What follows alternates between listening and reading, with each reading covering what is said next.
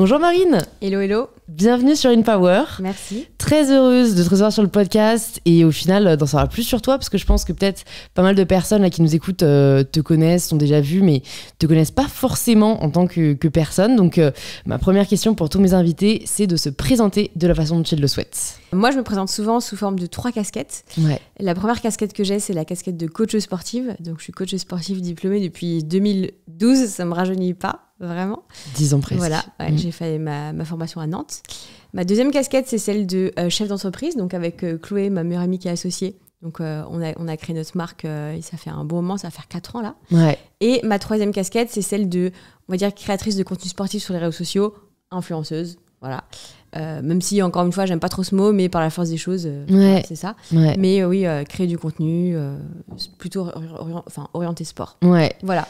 Ok, C'est comme ça que ça va être hyper intéressant. On va creuser ces 3 casquettes. Est-ce que peut-être, déjà, tu peux nous dire, chronologiquement parlant, comment ces 3 casquettes sont arrivées? Parce qu'au final, c'est un peu arrivé dans cet ordre-là. Enfin, dis-nous déjà ce qui t'a motivé à passer ton diplôme de coach sportive et à te consacrer au final au sport, parce que je pense que pas mal de personnes ont cette passion-là sans forcément se voir y consacrer une grande partie de leur vie. Qu'est-ce qui a fait que toi, tu t'es dit, moi aussi, je veux m'y consacrer? En fait, j'ai toujours été sportive depuis que je suis toute petite, mais c'est ce que je dis aux gens, en fait, vouloir être coach sportif, c'est pas c'est pas aimer faire du sport. Quand on est coach, on fait pas forcément beaucoup de sport. Et au contraire, mon année de formation, c'est l'année où j'ai fait le moins de sport, en fait. C'est aimer faire du sport aux gens et aimer les aider à atteindre leurs objectifs, à les accompagner dans une reconstruction de quelque chose. Voilà, c'est ça. Et donc, pourquoi j'en suis venue à passer mon diplôme de coach? Moi, plus jeune, j'ai eu pas mal de troubles alimentaires, pas mal d'anorexie, etc. Hospitalisation, ça a été un peu compliqué. Ouais, pas mal. Oui, plusieurs hospitalisations, plusieurs mois à l'hôpital, la sonde, tout ça, tout le blabla, tout le truc. Et le sport, ça m'a vraiment aidé à reprendre. J'ai toujours aimé le sport. Ça m'a vraiment... pour pouvoir refaire du sport, il fallait que je reprenne du poids. Et donc moi, ça a été vraiment me disant, mais le sport, en fait, ça aide à plein de choses. Par la suite, j'ai fait des compétitions, des choses. Et je me suis rendu compte que le sport, en fait, c'était vecteur de plein d'émotions, de plein de choses. Et dans la vie des gens, pour être en bonne santé, pas juste faire du sport, c'était obligatoire. Et c'est pour ça que moi, je me suis dit... Je veux faire ce métier. Je veux montrer aux gens que le sport, c'est essentiel dans leur vie. Je te parle pas de faire des marathons tous les jours, mais je te parle juste de faire du sport, santé, bien-être, plaisir, bonheur, partage, juste ça. Et du coup, j'ai vraiment eu envie d'inculquer ces valeurs-là aux gens et du coup, de les suivre dans leurs objectifs, que ce soit sportifs ou juste de santé. Voilà. Ouais, c'est beau. Je crois qu'on en parle très peu au final sur le podcast jusqu'à présent des troubles alimentaires qui concernent au final beaucoup plus de gens qu'on ne le croit. Énormément, mais vraiment, le nombre de femmes touchées. Enfin, vraiment, je réalise moi de l'extérieur que c'est presque banalisé, tu vois.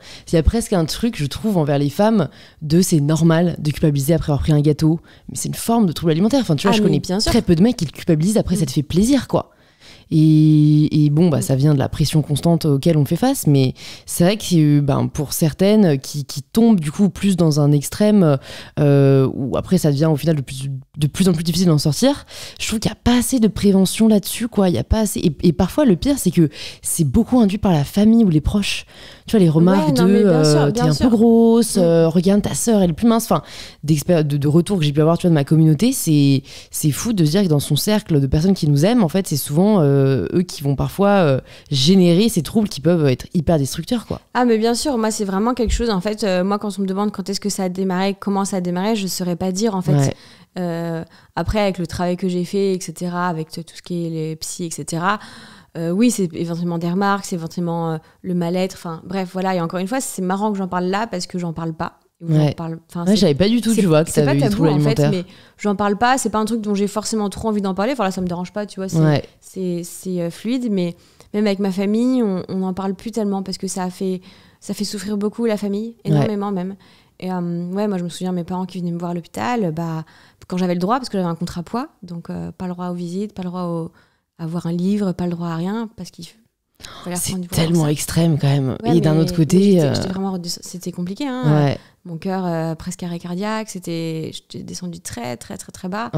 Et il faut faire vraiment attention à ça. Et en fait, l'anorexie mentale, c'est une maladie. Ouais. Et on est très fort pour mentir quand on est dans ça. Et donc, mentir, cacher notre maigreur et mentir sur les repas, sur tout ça, c'est tellement facile. Et du coup, les proches, ils se rendent pas compte. Ouais. Tu vois, et quand ça leur tombe dessus, t'es là, ah ouais. Ils se remettent en question alors que. Bien sûr. Ouais. Et donc, du coup, ça a été très compliqué pour ma famille, pour mes amis, même sur tout ça. Et c'est vrai que j'en parle pas forcément, mais puis même moi, je pense que quand t'as des troubles comme ça alimentaires, toute ta vie, ça va te suivre, avec des phases où ça va très bien, des phases où ça va un peu moins bien, et tout ça. Et maintenant, je le vis très bien, et je fais du sport, et je suis en bonne santé, etc. Il n'y a pas de souci. Mais j'aurai toujours des fois des petits trucs, et c'est plus fort que moi. Et maintenant, je vis avec. Et c'est triste, en fait, de se dire ça. Tu te rends compte, en fait, c'est quand même triste que notre société, parce qu'au final, c'est la société, en fait, qui fait ça. Ouais. Donc c'est pour ça que moi, je parle beaucoup de sport, mais de l'alimentation... ça m'arrive d'en parler parce que ça fait partie du truc, mais donner des conseils, donner des choses comme ça, je le ferai jamais. Ouais. Voilà. Ouais, parce que c'est pas ma place. ça peut. Ouais, je comprends. Et parce que c'est pas mon rôle, et parce que ça peut être déformé par moi, ma vision qui est pas la bonne vision en fait. Ouais. Voilà. Et donc c'est vraiment le sport qui t'a aidé à en sortir. Si jamais tu devais peut-être partager des conseils au final pour les personnes qui passent peut-être par ces phases-là, en effet, aller voir des psychologues et trouver une personne avec qui on se sent à l'aise, c'est hyper important. Mais toi, ça a vraiment été un peu de retrouver en fait un goût à la vie, aux objectifs. En fait, c'est compliqué à dire parce que, et c'est peut-être très dur ce que je veux dire, mais si une personne n'a pas vraiment envie de s'en sortir, t'as beau avoir tous les médecins de la Terre, ça marchera pas.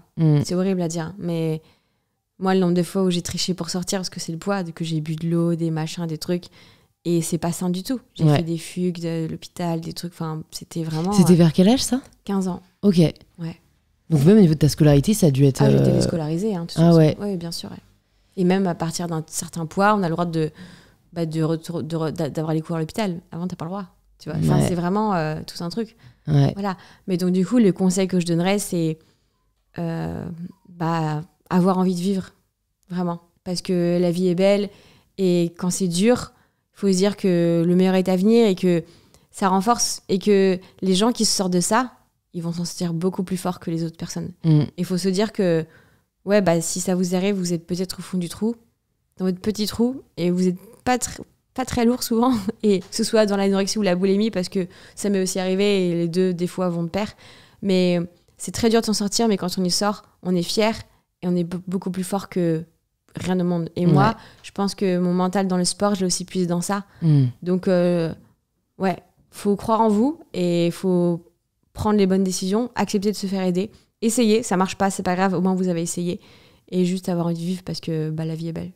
Non mais écoute, très beau message déjà dès le début de ce podcast, et franchement tu vois, ça me fait penser à une réflexion que j'ai, parfois j'ai du mal à me situer par rapport à ça. Je pense qu'au final c'est propre à chacun, mais cet équilibre entre un mental d'acier, une discipline à toute épreuve, et savoir lâcher prise, être un peu plus chill, flexible. Parce que, en fait, j'ai quand même l'impression de l'extérieur, enfin, pour moi aussi, de passer un peu par une phase de trouble alimentaire, que, tu vois, c'est un peu un aspect de la personnalité qu'on va avoir, où on est des personnes très déterminées, persévérantes, mais qui, du coup, sont très exigeantes envers elles-mêmes, et qui peut souvent mener à des extrêmes pas positifs, comme les troubles alimentaires ou comme d'autres, hein. Et d'un autre côté, le truc horrible à dire, c'est que cette discipline, elle te sert, et on ne serait peut-être pas là si on l'avait pas. Bien sûr. Et j'ai l'impression que c'est au final un peu le combat d'une vie, d'apprendre à la tempérer quand on est trop comme ça. Et à l'inverse, par exemple, big up à Lola, si elle m'écoute, qui est ma cousine, qui l'a même déjà dit sur ma chaîne et tout, elle est un peu dans l'opposé, où en fait, elle aime tellement profiter de la vie, puis faire ce qu'elle aime, qu'elle a vachement de mal à se motiver, à accomplir ce qu'elle veut accomplir, alors qu'elle l'aimerait vraiment, mais elle me dit souvent, c'est limite dans mes gènes, mon père est pareil, et on est hyper différentes là-dessus, et du coup, elle essaye au contraire d'être un petit peu plus exigeante, disciplinée. Mais je sais pas si t'as déjà eu ce sentiment de Bien sûr. Putain, mais en fait, comment on fait, quoi? Bien sûr, et il y a même des gens qui me posent la question en me disant, Marine, comment t'arrives à être motivée tout le temps? Comment t'arrives avec tout ça? Parce que pas forcément, moi je partage souvent du positif et ce que je fais sur les réseaux, mais ça m'est arrivé de partager, je suis fatiguée, j'ai pas le moral, j'ai machin, on m'a dit arrête de te plaindre, t'es pas là pour ça, donc bon bref, ça serait un autre sujet qui serait super intéressant d'ailleurs, mais bien sûr que ça m'arrive de pas être motivée, bien sûr que ça m'arrive de lâcher du lest, et c'est obligé. Tu peux pas être tout le temps à fond. Nerveusement, c'est Personne n'est un robot pour le coup. C'est impossible. Et tu vois, rien que je prends l'exemple de ce week-end, samedi, dimanche, je me suis pas entraînée, j'ai pas posté sur les réseaux, j'ai pas travaillé. Enfin, si je bossais un peu, mais clairement, j'aurais clairement pu faire autre chose. Et il y a des moments, je sais que j'ai pas envie de m'entraîner, mais que si je me mets un coup de pied au cul, je pourrais le faire. Mais si je le fais pas, bah, c'est pas grave en fait. Moi, comme je dis toujours, je prends toujours l'aspect du sport, pour le travail c'est valable aussi, mais j'ai toute la vie pour faire du sport. Ouais. Pour le travail, tu vas me dire oui, mais du coup après les autres vont aller plus vite. Non, bah prends ton temps, vas-y à ton rythme en fait. Oui, en fait, moi je pense qu'il faut faire la différence entre j'ai la flemme, j'ai pas envie et je suis disciplinée, je le fais. Tu vois. Mais des fois avoir la flemme, bah c'est OK. Ouais. Enfin, tu vois, c'est pas mal, enfin, non. c'est... Après, faut s'écouter, quoi. Si t'as la flemme tous les jours, bon, là, tu te remets un peu en question, quoi. Voilà. Mais je pense que maintenant, j'arrive à bien faire la différence. Et c'est surtout, encore une fois, je prends par rapport au sport. Je connais mon corps et je me connais. Et j'arrive à faire la différence entre mon corps est fatigué, Marine, repose-toi. Et là, bon, t'as des courbatures, mais tu peux t'entraîner, quoi. Ouais. Et ça, est-ce que c'est un travail que tu as dû faire, d'apprendre à être à l'écoute de ton corps ? Parce que je pense que, en effet, dans une société qui valorise énormément un peu ce qu'on appelle en anglais la hustle culture, tu vois, le fait de toujours faire plus, de toujours aller plus loin. Moi, je sais que j'ai du mal, tu vois, à écouter mon corps. Bon, je sais quand même reconnaître quand je suis vraiment très fatiguée et je m'écoute. Mais je sais pas si toi, ça a été un travail que tu as dû faire, s'il y a des choses qui t'ont aidé à justement réussir à savoir écouter ton corps et savoir écouter plutôt ta tête, raison. Bah, je t'avoue que je suis un peu comme toi, que oui, que des fois, moi, je suis plutôt, je suis fatiguée, c'est pas grave, j'y vais quand même, j'y vais. Moi, je suis plutôt un peu comme toi, dynamique, bosseuse et on dormira quand on sera mort, tu vois. Bon, pas tout le temps, tu vois, mais quand même. Mais je pense que c'est avec l'expérience. Ouais. Je pense que c'est, comme on dit, les épreuves de la vie. Donc, ce que j'ai traversé, comme ce que j'ai parlé de l'anorexie, mes accidents. Je me suis fait percuter 2 fois par un camion et une voiture avec des gros accidents, des greffes, des opérations et tout ça. Et ça forge, en fait, tu vois. Ça forge. Et du coup, t'apprends à t'écouter ton corps. Et même les courses que j'ai faites, des grosses courses d'endurance aussi, t'apprends beaucoup sur toi. L'introspection, tout ça et tout, t'apprends beaucoup sur toi, sur ce que t'es capable de faire. Et tu te poses et tu te dis, bon, ok. Moi, je fais toujours un état des lieux. Donc, pareil, je prends le parallèle avec le sport. Mais, ok, t'as mal au muscle ? Oui, t'as mal au muscle, mais parce que tu cours. Est-ce que t'es essoufflé ? Oui, bah, c'est normal, t'es en train de courir. Est-ce que t'as mal au dos ? Oui, bah, redresse-toi. Ok. C'est bon ? Bah, c'est bon, on y va, quoi, tu vois. Ouais. Et c'est pareil dans ma vie pro aussi, bah. Oui, c'est dur, t'es fatigué. Bah oui, bah tu t'es levé tôt, t'as fait du montage jusqu'à je sais pas quelle heure, t'as fait ça. C'est normal du coup. Donc voilà, demain, est-ce que ce rendez-vous-là est important ? Non, bah tu peux le décaler. Ok, donc tu fais une sieste. Tu vois. Et des fois, c'est bien de prendre du recul, de dire Marine, stop, arrête. Tu vois, arrête. Ouais. Parce que, encore une fois, moi je suis toujours à fond. Ah, je peux faire ça, on cale ça. Ouais, bien sûr, hop, c'est bon, on y va, trop cool, ouais, trop bien. Et on n'arrive pas à honorer la moitié. Et 3 jours plus tard, bon, voilà. Ouais. Non, t'arrives mais en c'est clair. retard, t'arrives machin, tes trucs, t'es pas bien, voilà. Ouais. Non, mais je pense que c'est hyper important ce que tu dis parce que souvent on peut avoir tendance à faire les choses par principe. Ouais. Et ça, je pense, c'est vraiment le truc qu'il faut arrêter en 2021. Je connais tellement de personnes, tu vois, qui vont faire ci parce que franchement, il y a 10 000 raisons qui vont faire que, mais si on se pose vraiment cette question de est-ce que c'est important ? Est-ce que ça va vraiment m'amener là où je veux aller ? Est-ce que je peux pas mettre peut-être mon temps plus à profit pour faire quelque chose que j'aime plus ? Et ben en fait, on réalise que ouais, souvent on met pas forcément notre énergie au bon endroit, ou en tout cas là, on a vraiment envie de le mettre. C'est exactement ça. Et puis, je te parle c'est le sport et le boulot, mais à côté, t'as le perso. Ouais. À côté, t'as une copine qui va te raconter ses soucis, t'as toi, tes problèmes à toi, une fuite d'eau chez toi, un colis que t'as pas reçu, un truc, enfin voilà, t'as tellement de trucs en fait. Au bout d'un moment, ta tête elle va exploser, quoi. La charge mentale. On pourrait aussi faire une grosse conversation dessus. C'est le pire. Ouais. Bah franchement, j'essaye de me dire à chaque fois que j'aborde un problème sur le podcast, j'essaye quand même de poser des pistes de solutions parce que c'est un peu le but. La charge mentale, est-ce que toi tu as des conseils pour essayer de mieux la vivre ? Moi j'ai envie de dire franchement le psy, c'est un super bon moyen d'extérioriser, le sport aussi, tu me diras. Moi franchement juste de se vider. Bah moi je prends les conseils parce que ouais, tu prends les conseils. En vrai, t'as du mal à... le sport peut-être, mais le sport, moi quand je rajoute du sport, ça veut dire c'est la charge mentale, mais c'est-à-dire que je m'entraîne mais je fais pas ce que j'ai. Mais oui, voilà, de ouf. Et du coup c'est temporaire. Oui, voilà, c'est ça. En fait, moi, je trouve que c'est un quick fix, Oui. mais qui peut quand même aider sur le long terme. Bien sûr. Parce que souvent, après ta séance, imagine, t'arrives, moi, ça m'arrive, hein, j'y vais et je me dis, putain, mais pourquoi je suis là alors que j'ai ça à faire? Je m'entraîne, je me rince. Au début, en effet, ça tourne en boucle. Mais généralement, vers la fin de la séance, je suis focus. Et en sortant, tu te sens mieux. Et généralement, tu vois plus clair. Tu vois, une espèce de clarté mentale. De, OK, bah, en fait, je vais faire ça et ça va bien se passer. Et puis, au pire, je ferai ça demain.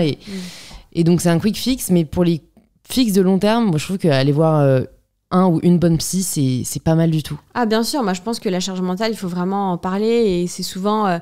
les gens ont peut-être un peu peur d'en parler en se disant, oui, mais c'est moi, c'est pas un gros problème. Mais non, parce que la charge mentale, trop de charge mentale, ça peut t'amener après à de la dépression et des choses, des idées noires, même des maladies. Hein. Moi, je crois vachement maintenant au truc du corps parle. De toute façon, oh là là, mais si tu savais tout, je pourrais te raconter des anecdotes. Vas-y, j'adore. Des trucs, par exemple, moi, le premier jour de mes règles, je suis très malade. J'ai mal au ventre à me tordre de douleur. Pourtant, je pense pas être trop chouchotte. Je vomis, je suis vraiment... Mais t'as peut-être l'endométriose, hein. Ah bah ça, c'est sûr. Hein. Je pense que j'ai pas été détectée, mais c'est presque sûr. Mais je suis vraiment pas bien. Et là, bah, du coup, c'était la semaine dernière. J'avais un Ironman. Je devais avoir mes règles le jour de l'Ironman. Pourtant, je suis réglée comme une horloge. Elles sont pas arrivées à se réveiller le lendemain. Oh, c'est beau. Mais c'est plein de petites choses comme ça. Ou même, moi, je suis persuadée que des fois, je suis pas bien, je suis en stress juste pour une présentation, pour quelque chose, je vais être bien. Et juste après, tu vois, mais moi, je suis persuadée que le corps et l'esprit sont tellement liés, c'est sûr. Mais pour en venir à la charge mentale, moi, je dirais que il faut poser ses priorités. Parce que des fois, on a certaines priorités, on pense que c'est obligatoire de les faire. Et en fait, on peut les repousser.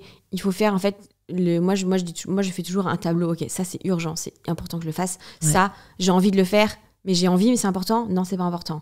Tu vois et je crois qu'il y a un nom, c'est pas le tableau de... Je sais pas. Il y a un nom. Maslow, je crois, je mettrai la ref dans les notes du podcast parce que c'est en effet un truc posé sur le papier. C'est notamment quand on a de l'anxiété et en fait on a l'impression qu'on n'arrivera pas à tout faire. Et c'est genre une case urgent, une case important. Et en gros, il faut faire ce qui est urgent et important. Ce qui est urgent mais pas important. Enfin bref, en gros, ils expliquent comment faire quoi dans l'ordre. Mais le principal, c'est donc urgent et important, quoi. Le reste, on peut le faire plus tard. Après, tu vois, il y a plein de trucs. Moi, mes amis, ils sont compréhensifs. Quand j'avais prévu un dîner avec eux, à la dernière minute, je les annule parce qu'il faut que je finisse un montage avec un truc et tout. Ok, est-ce que pour moi, c'est juste pour moi, c'est important de voir mes amis ou c'est important de faire le montage? Les deux, pour moi, les deux sont importants, tu vois. Ouais, ça dépend à quel moment fois. de ta vie, tu vois, c'est... Voilà, il faut surtout, pour lutter par rapport à ça, la charge mentale, il faut être OK avec tes décisions. Si t'es pas OK, si c'est pas assumé à 100%, bah c'est pas possible. Ça va te tracasser. Parce que si tu dis, OK, j'annule ce rendez-vous, OK, je fais ça, bah c'est OK, voilà, c'est bon. Et là, ah ouais, c'est mieux quand même. Alors que si t'annules, tu dis, ouais, ça me fait chier, bah... Ouais. Non, c'est le pire, quoi. Ah bah, ça c'est le pire. Faut passer à autre chose. Voilà, c'est ça. Ouais, bah travail de long terme aussi. Et est-ce que depuis que t'as ton entreprise, depuis que t'as ta marque, j'imagine ça a dû t'apporter encore plus quoi de charge mentale parce qu'il y a un rapport qui est tellement différent entre être suivi par des personnes qui apprécient ton travail et avoir des clients. Des clientes, moi j'ai vraiment vu la différence dans l'exigence que je m'impose, tu vois, même dans répondre aux messages. Putain, quand je vois que j'ai pas répondu à un message, une fille qui a peut-être pas encore eu son ensemble et tout, je suis au bout. Est-ce que t'arrives, comment t'arrives à être sereine et à pas avoir encore plus de stress de cette activité-là de chef d'entreprise? Bah déjà, j'ai la chance qu'on est deux. Et on avait déjà un petit peu parlé quand on s'était vu, c'est que moi sans Chloé, je ne suis rien, je ne fais rien, tu vois. Et en fait, je lui fais tellement confiance et tellement, en fait, on est un duo qu'il n'y a pas de supériorité, on arrive à déléguer, etc. Et elle a fait beaucoup plus que moi. Que du coup, je crois que ça va. Ouais. Tu vois.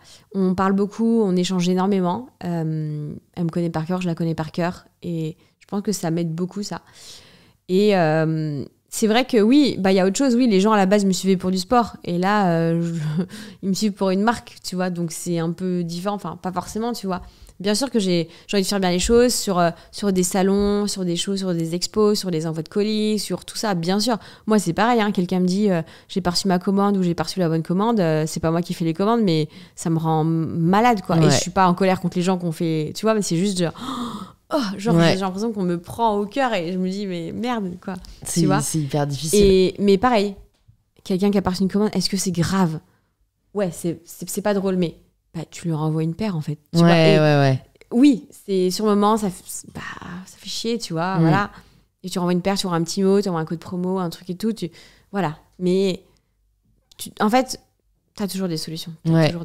Je pense qu'en fait, je commence à progresser là-dessus, personnellement, parce que j'apprends à être moins perfectionniste. Ouais. Parce que, en fait, je me rendais compte qu'en fait, à chaque fois que je vivais mal quelque chose, mais franchement, parfois, mon copain se foutait de ma gueule, tu vois. Je pouvais vraiment, genre, m'arracher les cheveux parce que j'ai fait une faute d'orthographe dans un reel, tu vois. Ouais. Genre, vraiment, j'ai l'impression que c'était mais catastrophique, que c'était nul, que ça n'allait pas du tout, mais en même temps, tu peux pas le supprimer parce qu'il est déjà posté, parce que du coup, les gens l'ont vu. Enfin, et tu sais, et maintenant, avec le recul, je me dis, mais putain, je me faisais des nœuds dans la tête de tellement pas grand-chose. Mais en fait, quand t'es quelqu'un qui prend les choses hyper à cœur et que t'es perfectionniste, moi je me disais mais en fait je choisis pas, tu vois. Bon, maintenant je me rends compte avec le recul que on a toujours une part de responsabilité dans l'attitude qu'on adopte. Enfin voilà, même si c'est contre nature entre guillemets, on peut apprendre à relativiser et à faire de la méditation, tout ça, apprendre un petit peu à prendre du recul. Mais voilà, c'est vrai que avec je ne sais quoi, enfin tu vois, au final on a même pas encore un an. Au début vraiment j'étais tu vois, à répondre aux messages tout le temps, à prendre hyper à cœur si une fille n'était pas satisfaite. Et alors, en plus, il y en avait plein qui l'étaient, mais du coup, tu retiens évidemment celles qui le sont moins. Et maintenant que, en effet, la team grandit, tu vois, j'apprends à me dire, en fait, c'est pas moi forcément qui est fait mal, parce que je pense qu'il y a ce truc de tu sais de un peu bon élève mais lequel on est toutes un peu victimes de en fait sentiment d'échec, même si c'est pas nous comme tu dis qui avons commis une faute, parce que c'est nous qui sommes derrière et qu'on le prend à cœur. Et je sais pas, enfin ouais, en fait c'est un travail quoi, d'apprendre à se détacher de ça. Ouais, mais c'est cette pas validation facile, hein. C'est vraiment pas facile, hein. Surtout quand en plus depuis le début entre guillemets, et je mets des grosses guillemets, les gens t'adorent, s'abonnent, t'adulent pour toi, ta personne, et là tu crées quelque chose qui est pas toi mais qui vient de toi, donc c'est pas directement toi, mais du coup ça peut pas plaire, et des gens ne peuvent pas forcément aimer ta marque mais t'aimer toi, enfin tu vois ce que je veux dire. Ouais, c'est clair. Et du coup t'as envie de tout contrôler et tu dis je comprends pas, et voilà. Ouais. Et t'arrives aussi à pas te mettre dans un autre piège qui est un peu celui de la comparaison, de du coup maintenant que t'es créatrice de contenu et chef d'entreprise, tu vois, est-ce que t'arrives à accepter le fait que ok, tu croiras peut-être moins vite qu'une personne qui est 100% dédiée à sa marque, que tu vois, en fait tu acceptes toi l'équilibre que tu te fixes, parce que je trouve que c'est assez facile aussi de tomber dans le piège de se comparer à des personnes qui au final ont qu'une seule partie de toi, de ce que tu fais, et qui du coup t'as l'impression le font mieux, et ça je trouve que c'est un piège assez toxique dans lequel je pense pas mal de personnes qui nous écoutent peuvent tomber dans leur job respectif, quoi. Alors moi pas du tout. Ok. Parce que, je vais te dire pourquoi, parce que moi je me dis toujours, oui ça m'est arrivé de dire ah ouais cette marque elle évolue super vite, elle a commencé après nous et t'as vu comment elle est, oh elle t'as vu ce qu'ils font, mais je me dis toujours, est-ce que j'aimerais voir leur vie? Non. Parce que si je fais ce qu'ils font, je peux plus faire mon sport, je peux plus faire ce que je fais à côté, et en fait je peux pas tout faire, comme on dit, je suis pas toute puissante en fait, et ouais peut-être que leur marque elle est trop bien, mais j'aimerais pas avoir leur vie. Moi, ma vie, je l'aime et je la choisis, tu vois. Et donc, pour rien au monde, je changerais.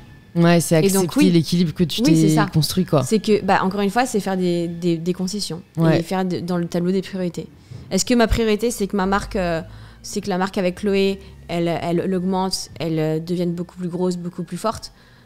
Oui, c'est ma priorité, mais ma priorité, c'est mon bien-être mental aussi. Ouais. Et ça passe par le sport. Ça passe par mon partage de contenu aussi sportif, ça passe par mon métier de coach sportive, ça passe par le fait de partir en week-end à droite à gauche et pas faire un tournage ou un truc le caler plus tard.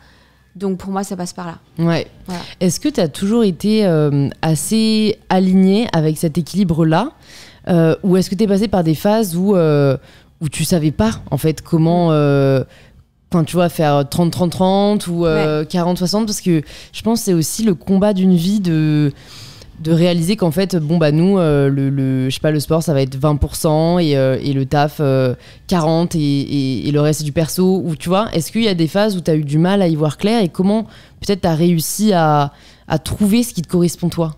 En fait c'est des phases dans ma vie. J'ai des moments où quand je préparais l'enduroman, quand j'ai traversé la Manche à la nage, etc., clairement la marque c'était peut-être 10%, tu vois. Ouais. Mais il y avait que le sport et mon travail de coach pas beaucoup non plus. Ouais. Il y a des moments l'année dernière, donc avec le Covid, la marque c'était énormément, le premier confinement, mais le deuxième, je continue à aller faire du coaching à domicile. Je faisais que ça. C'est par phase en fait. Et je trouve que c'est bien parce que ça fait des vagues, la vie, c'est comme ça en fait. Et tu peux pas être tout le temps à fond sur quelque chose. Là, je vais recommencer la prépa sur des marathons, sur des Ironman, sur des trucs. Bah, le sport va peut-être être plus mis en avant. Mais comme j'ai des gens qui bossent aussi à côté de moi sur autre chose, voilà. Même si j'ai aussi envie d'y aller. Et en fait, tu peux pas tout faire. Mais ça s'est fait petit à petit. Je suis d'accord avec toi qu'en fait, au début, je voulais tout le temps tout faire. Quand je voyais quelqu'un qui faisait un truc, je disais « Oh, je veux le faire ». Je voyais des stories d'une copine qui était en week-end avec des copines. Je dis « Oh, j'aurais trop voulu y aller ». Mais en même temps, je voulais trop rester pour la soirée de machin. Et je voulais tout faire, être avec tout le monde partout tout le temps. Mais en fait, c'est pas possible, quoi. Tu vois. C'est un peu le fear of missing out. Hein. C'est ça. C'est accepter que en fait on est au pouvoir et que on choisit quoi de là où on veut vraiment être et que ça sera pas partout. Du coup ça s'est fait petit à petit, mais maintenant je pense que c'est ok. Enfin tu vois, j'ai des journées à fond dans quelque chose, des journées dans fond d'autre chose, voilà.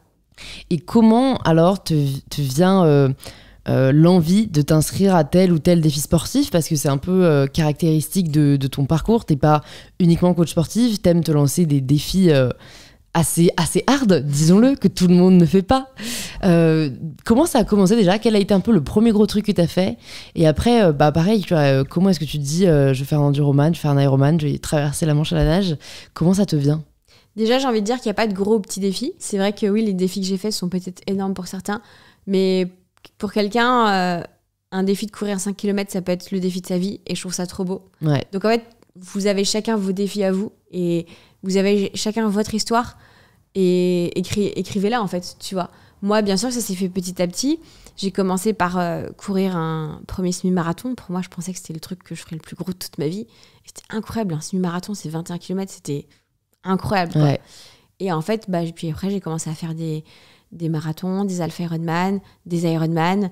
Donc, des Ironman, c'est 4 km de natation, 180 km à vélo et un marathon après, 42 km de course à pied.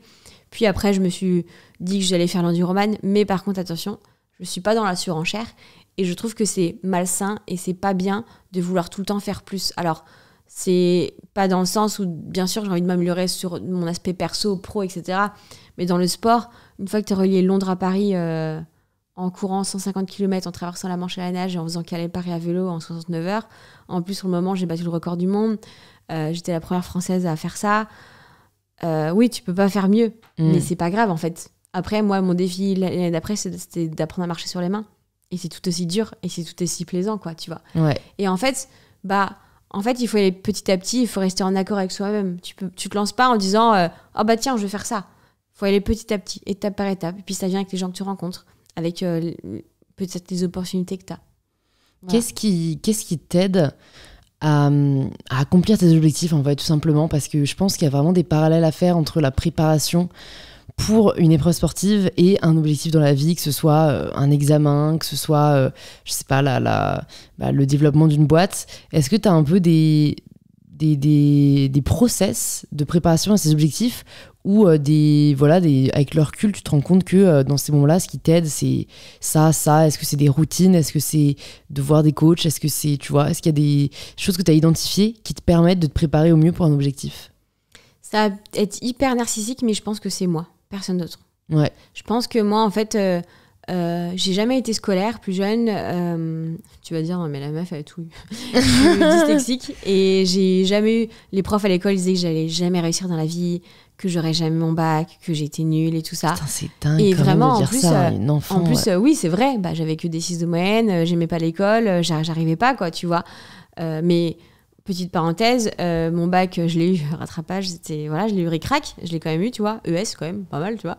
Et par contre, l'année d'après, j'ai passé mon diplôme de coach sportive. Je suis sortie majeure de ma première, j'avais des 19 et des 20, tu vois. Comme quoi, quand t'aimes un truc, voilà. Bref. Mais du coup, je pense que c'est peut-être, au fond de moi, un truc que j'ai transféré de montrer je suis capable de rien dans la vie. Parce que peut-être que tellement petite, on m'a dit t'arriveras jamais à rien. Ah ouais, je suis d'accord, ok, vous allez voir. Je pense que c'est ça, tu vois, en ayant travaillé sur ça. Mais je pense que tout ce que je fais, c'est pour moi. Je le fais avec cœur. Et qu'il ait réseau ou pas, il y a des fois, je fais des gros trucs, je le dis même pas sur les réseaux. Hein. Ça m'est arrivé de faire des courses, des choses, les réseaux étaient pas au courant, et je suis pas à dire, regardez, tu vois. Bien sûr que j'adore partager et que je partage quasiment tout. Mais c'est pour moi. Je pense que pour me rendre fière, peut-être, Et pour me montrer à moi-même que je suis capable de faire des choses bien dans la vie, en fait, aussi. Et parce que je pense que le sport, c'est des émotions, c'est un vecteur de partage. Et moi, quand je fais du sport, quand je fais des courses extrêmes, bah, j'ai de l'amour, j'ai des larmes, j'ai du bonheur. Tu vis des choses indescriptibles. Et j'ai jamais vécu des choses aussi fortes en faisant des défis, en fait. Jamais. Et c'est hyper intéressant que tu dises que t'es pas dans la surenchère et qu'en fait, comme tu dis, en fait, tu peux très bien faire un défi comme traverser la Manche à la nage une année et apprendre à marcher sur les mains l'année d'après. Est-ce que du coup, parce que généralement, pour avoir reçu, tu vois, même des aventuriers sur le podcast, ils sont un peu dans toujours essayer de fixer la barre plus haute, tu vois, même si c'est pas... Enfin, tu vois, même si c'est pas entre guillemets pour les mauvaises raisons, Bien que sûr, c'est pas juste pour se la ramener, mais c'est plus personnellement, ils aiment se fixer des défis un peu plus challengeants à chaque fois. Toi, du coup, c'est vraiment... tu t'écoutes, quoi, tu te dis, ok, cette année, c'est ça que je veux faire, cette année, c'est ça que je veux faire. Est-ce que t'as pas ce côté aussi où t'aimerais progresser, faire mieux? Et je me rappelle, ça m'avait aussi marqué, on en avait parlé avec Chloé, du coup, ton associée et meilleure amie, où elle me disait... qu'en fait, toi, parfois, il y a des personnes malveillantes sur les réseaux sociaux qui critiquaient, genre, tes temps ou quoi, mais parce qu'en fait, tu le faisais pour toi, tu le faisais pas du tout pour la performance. Et je trouve que c'est assez singulier comme approche pour quelqu'un qui quand même est... Enfin, moi, je te considère comme sportif de haut niveau. D'un côté, oui, être dans le dépassement de soi, mais pas tant que ça. Tu vois, pas en mode... Non, mais je vois ce que tu veux dire. Pas en mode battre... Ouais. Oui, en fait, moi, tu vois, si par exemple, là, si je refais un marathon cette année ou l'année prochaine, faire un meilleur chrono que battre mon record, c'est pas mon objectif premier. C'est pas ma priorité. Ouais. J'aimerais bien, mais moi, c'est juste vivre le truc. Et ce serait trop cool. On n'a pas fait de course depuis longtemps, Covid, machin, tout ça. Bordel, c'est trop bon, tu mets un dossard, quoi. Merde, c'est trop cool. Ouais. Tu vois, c'est pas ma priorité. Si je le fais, bien sûr que je serai contente. Bien sûr que je vais essayer de le faire. Mais si j'y arrive pas, c'est pas grave. Ouais. Voilà. Et en fait, pour répondre à ta question, pourquoi je suis pas dans la surenchère? Je pense que tu as deux choses. Déjà, je pense que je me respecte et je respecte mon corps parce que j'ai vécu des choses pas très cool et mon petit corps, le pauvre, je lui ai fait subir des choses pas top. Et de faire des défis, des défis extrêmes, tu fais souffrir ton corps. Oui, tu t'entraînes, tout ça et tout, mais quand même, tu as une certaine forme de souffrance et mon petit corps, t'as déjà assez pris cher, tu vois. Enfin, voilà. Ouais. Et donc, je pense que c'est pour ça. Et aussi parce que moi, quand j'ai traversé la Manche à la nage, c'était incroyable. Mais t'as des gens qui ont traversé 4 fois sans s'arrêter. Aller, retour, aller, retour, aller. Mais jusqu'où tu vas après? Oui, c'est génial. Bien sûr, je vais pas enlever ça, tu vois. Bien sûr. Mais tu t'arrêtes tout après, tu vois. Ouais. Et c'est juste que, chacun ses trucs, chacun ses objectifs. T'as des gens, ils vont juste traverser la piscine et ils seront trop contents. Et c'est trop bien, tu vois. Et pour moi, c'est la même... Pour moi, il n'y a pas de comparaison. Enfin, tu vois, c'est un peu la même chose. Et du coup, moi, je pense que le corps humain, c'est génial d'apprendre différentes choses. Moi, j'ai traversé la Manche à la nage, mais quand j'ai traversé, je ne savais pas marcher sur les mains. Et je voyais des gens qui savaient faire ça. Et je me suis dit, je veux trop le faire. Ou apprendre à faire des doubles sauts en corde à sauter. Ou je sais pas, faire du kayak. Enfin, des trucs bêtes, en fait. Et le corps s'adapte à tout. Et c'est génial. Moi, j'adore découvrir, apprendre. Moi, j'adore apprendre, m'enrichir. Voilà. Ouais. Je pense que c'est un peu le problème que j'avais aussi avec la nourriture, c'est que j'avais toujours, dans mes phases de boulimie, besoin de me remplir de plein de choses. Et là, je me remplis par le sport, par mes émotions, en vivant tout ça, et de me remplir, d'apprendre, de faire des choses, en fait. Et quand j'ai pas ça, période Covid... ouais, tu l'as vécu comment? Pas top. Pas top? Ouais.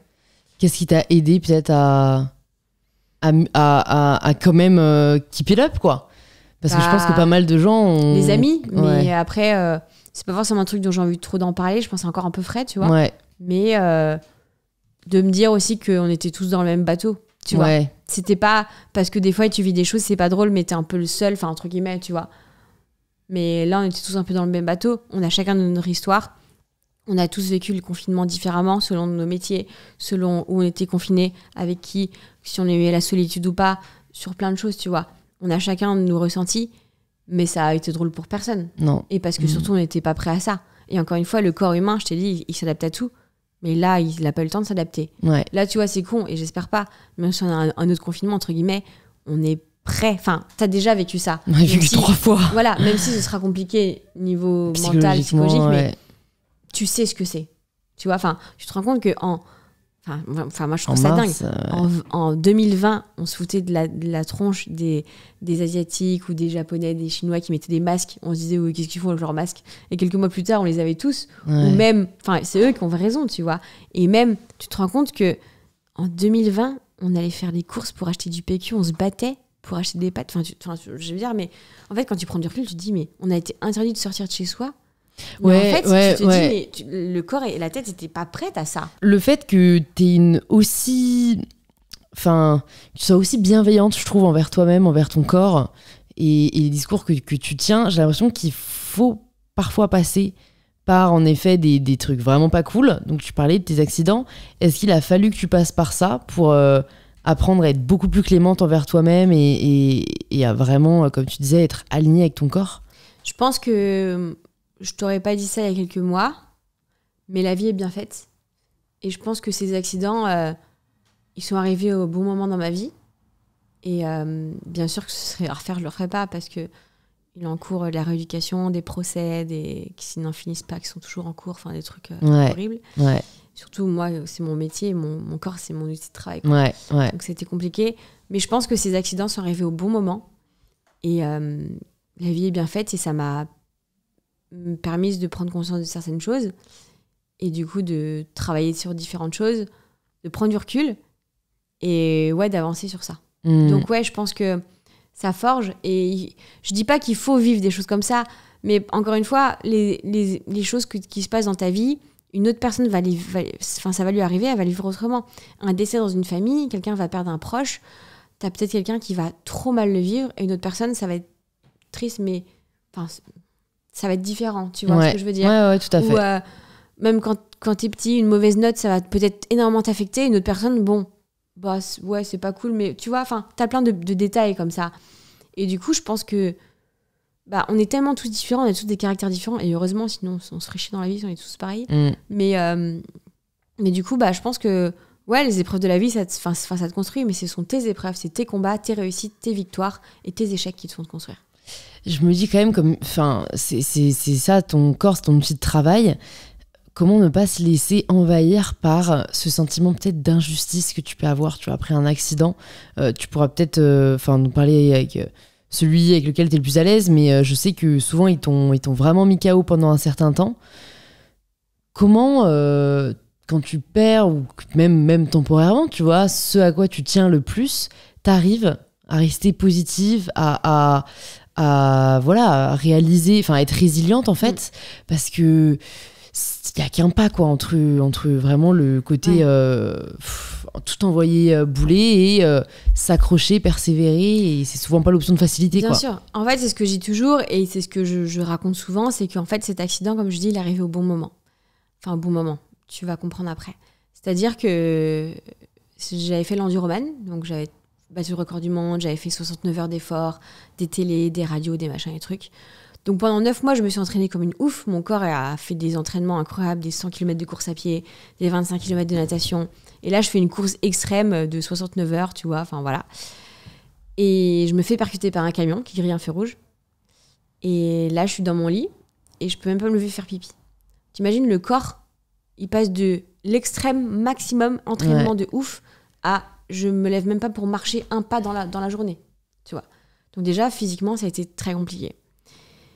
Et là, j'apprends que ma jambe, c'est compliqué, je peux plus trop bouger mes orteils, remarcher, il faut que j'aille en centre de rééducation. Et là, je me dis, mais mon corps, quoi, voilà. J'ai plusieurs opérations, des greffes et tout. Et là, tu te dis, putain, la vie, en fait, c'est dur. Et vraiment, tu vois, moi, je pense que j'ai relativisé sur le moment même. J'étais pas déprimée, mais c'est avec le recul, je me rends compte que j'étais en grave dépression. Mais sur le moment, je dis c'est pas grave, je vais faire ça, tu sais, résiliente. Donc avec Chloé, on a bossé à fond sur la marque. Elle venait à l'hôpital, au pied de mon lit. On travaillait sur des trucs, des collections, des machins, des trucs. Tu vois. Je passe en centre de rééducation. Je voulais tout le temps. Les médecins m'ont dit que je pourrais jamais refaire ça. J'y arrivais petit à petit, résilience à fond et tout. Et c'est encore compliqué, là, j'ai toujours pas mal suivi. Et même, tu vois, d'en parler, je suis encore vachement émue parce que je retrouverai jamais ce qu'on m'a volé, tu vois. Moi, c'est un truc, cet accident, c'est pas ma faute. Et ça m'est arrivé dessus. Et c'est horrible ce que je vais te dire, mais pourquoi moi, en fait, tu vois? Mais moi c'est qui fais exactement le sentiment que j'imagine. Et je te dis pas que je souhaite que ça arrive à quelqu'un qui fait pas de sport. Mais tu vois, tu te dis, mais pourquoi? Mais en fait, quand tu réfléchis, tu te dis, bien sûr que c'est à toi qu'il fallait que ça arrive. Tu serais pas comme ça maintenant, finalement, tu vois. Et même si c'est dur encore maintenant, Et même s'il y a des choses que je pourrais plus jamais faire et j'ai encore d'autres opérations prévues là encore prochainement par rapport à ça, tu vois, bah ça fait chier. Mais il y a des choses que j'ai faites que j'aurais pas fait sinon. Ouais. Et je serais pas celle que je suis maintenant, tu vois. Ouais. Vraiment. Ça, Donc, je pense que c'est le plus dur d'accepter sur le Ouais. moment, quand après, on y voit, entre guillemets, une raison presque. Ouais, et puis des fois, t'es dans ton truc et tu relèves la tête que plus tard en te disant ah ouais, en fait, ah ouais, tu te rends pas compte sur le moment même. Ouais. Ouais.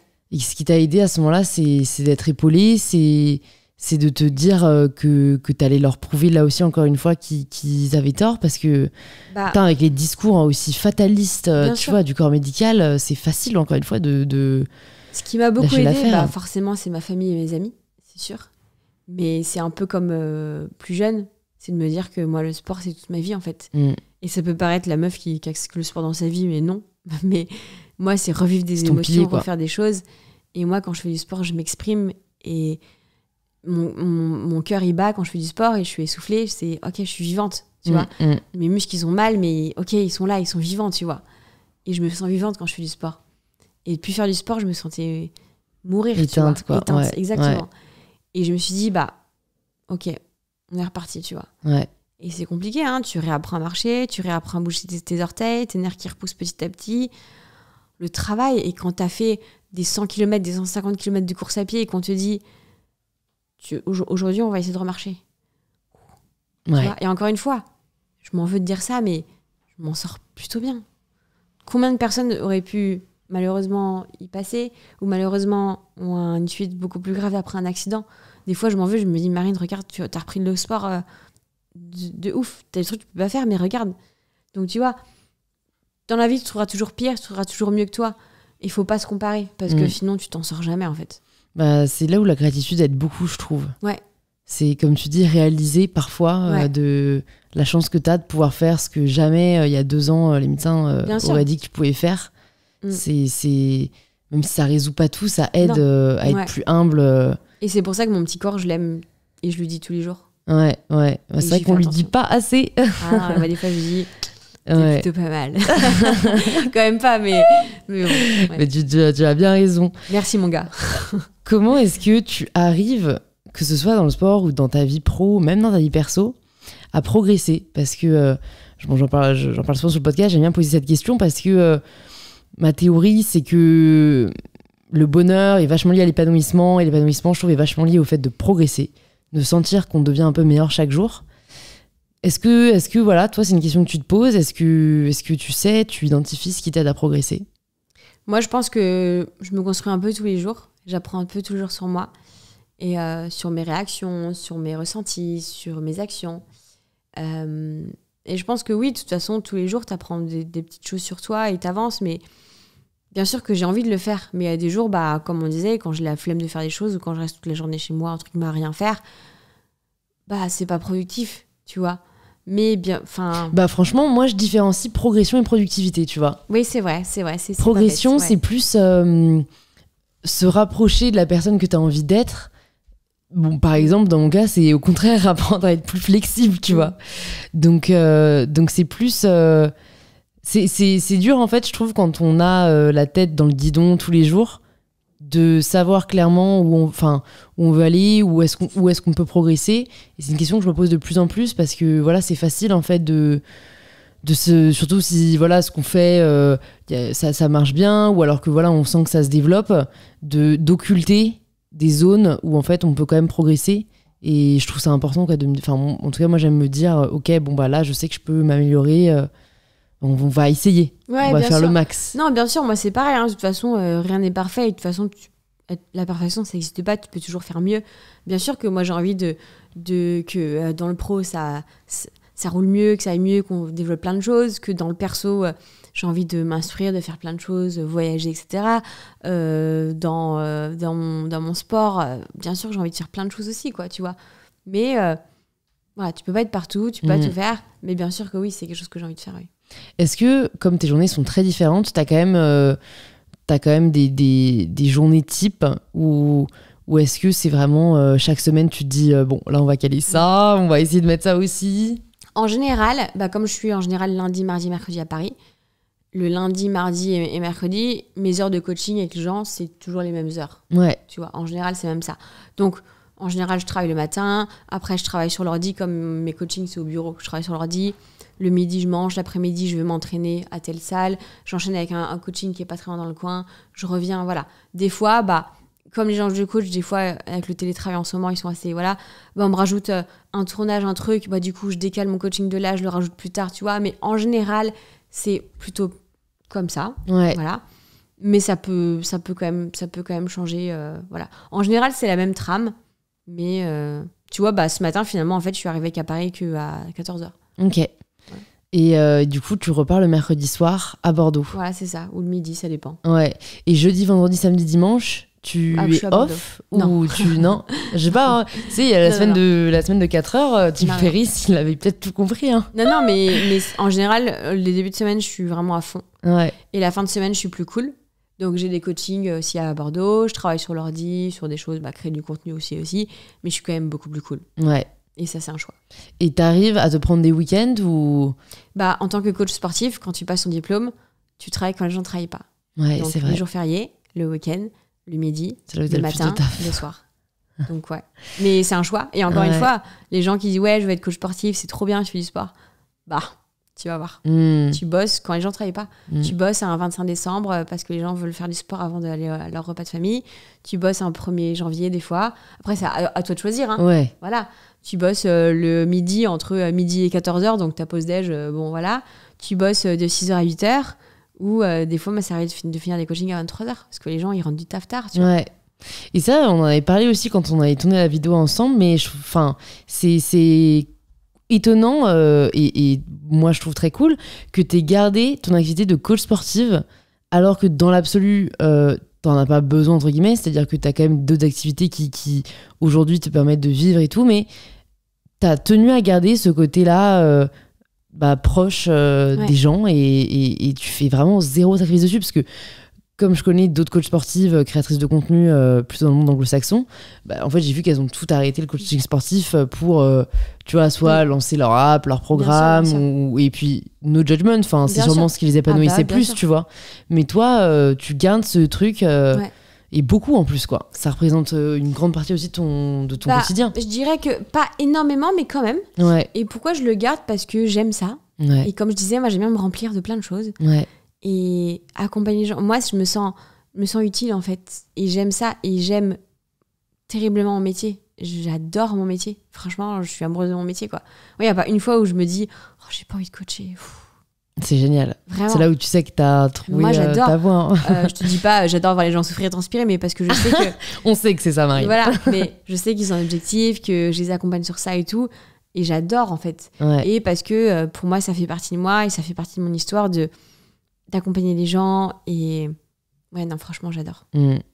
Est-ce qu'à un moment dans ta vie, t'as senti que t'étais pas au bon endroit ? Je pense que je te le dirai dans quelques années. Ouais. Parce que je pense que, ouais, mais j'en suis pas encore sûre. Ouais. Il y a peut-être quelques mois, quelques années, tu vois. Ouais. Parce que je trouve que c'est ces carrefours de vie-là les plus difficiles. Ouais, mais je pense que c'est encore trop tôt d'en parler. Là. Ouais. Mais si tu me reposes la question dans 5-6 ans, il est possible que je te réponde. Ouais. Et qu'est-ce que tu dirais à Marine qui a 20 ans, ou peut-être, je sais pas quel âge t'as passé ton diplôme de coach sportif, mais tu dirais quoi à cette Marine qui sort, qui vient d'obtenir son diplôme ? Je dirais, Marinette, accroche-toi. C'est pas facile, c'est dur. Des fois, tu vas vouloir arrêter, mais la victoire est beaucoup plus belle. Trop cool, j'aime trop. Je vais te poser les quelques dernières questions du podcast que j'aime bien, qui sont des questions où j'aime recevoir des quick fire answers, mais tu peux développer comme tu veux. Est-ce qu'il y a une ressource, que ce soit un livre, un film, un podcast, que t'aimerais recommander aux personnes qui nous écoutent ? Alors, on me pose très souvent la question. Moi, j'adore les podcasts, mais je pense que ça dépend tellement des gens, des caractères des gens, énormément. Moi, c'est plutôt la musique. Alors, tu vas me dire quelle musique, du coup ? Moi, ça dépend de mes moods. Ça va m'arriver d'écouter du classique quand je cours, comme du rap énervé, tu vois, voilà.